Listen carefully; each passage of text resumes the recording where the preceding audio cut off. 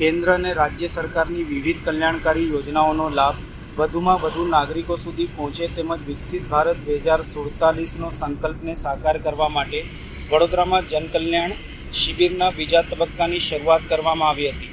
આકોટા અતિથિ ગૃહ ખાતે યોજાયેલા કાર્યક્રમમાં મોટી સંખ્યામાં નાગરિકોએ ભાગ લઈને વિવિધ યોજનાઓ અંગે માહિતી અને માર્ગદર્શન મેળવ્યું હતું. વડોદરાના આકોટા અતિથિ ગૃહ ખાતે સરકારની વિવિધ જનહિતકારી અને કલ્યાણકારી યોજનાઓનો લાભ જન સુધી પહોંચાડવાના હેતુથી જનકલ્યાણ શિબિરના બીજા તબક્કાનું આયોજન કરવામાં આવ્યું હતું.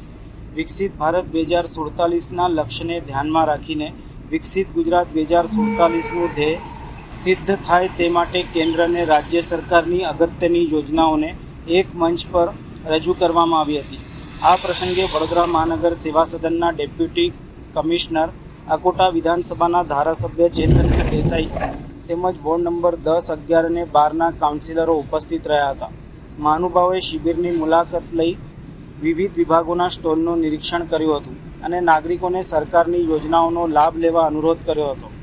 શિબિર દરમિયાન વિવિધ સરકારી વિભાગો દ્વારા નાગરિકોને યોજનાઓ અંગે માહિતી, માર્ગદર્શન અને સ્થળ પર જ જરૂરી સહાય પૂરી પાડવામાં આવી હતી. આયોજકોના જણાવ્યા મુજબ આવનાર દિવસોમાં પણ વધુમાં વધુ લાભાર્થીઓ સુધી યોજનાઓનો લાભ પહોંચાડવા માટે આવા કાર્યક્રમો યોજવામાં આવશે.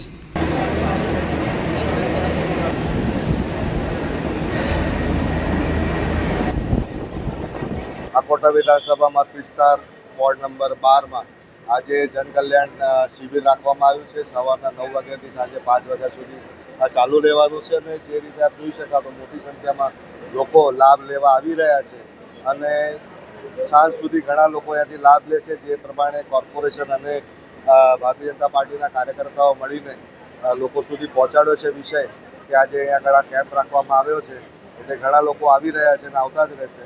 સાથે એક જાણકારી વધુ આપું કે આધાર કાર્ડ સાથે ટોટલ 14 જેવા જુદા જુદા પ્લેટફોર્મ્સ લોકોને સુવિધા માટે અહીંયા આગળ રાખ્યા છે સ્ટોલ્સ, જ્યાં તાત્કાલિક ધોરણે એક જ જગ્યાએથી એમની વ્યવસ્થા જે પણ કોઈ લાભ લેવાનો થતો હોય એની જાણકારી પણ મળે અને એમને લાભ લેવો હોય તેમાંથી એમને લાભ પણ એમનો સરળતાથી મેળવી શકે.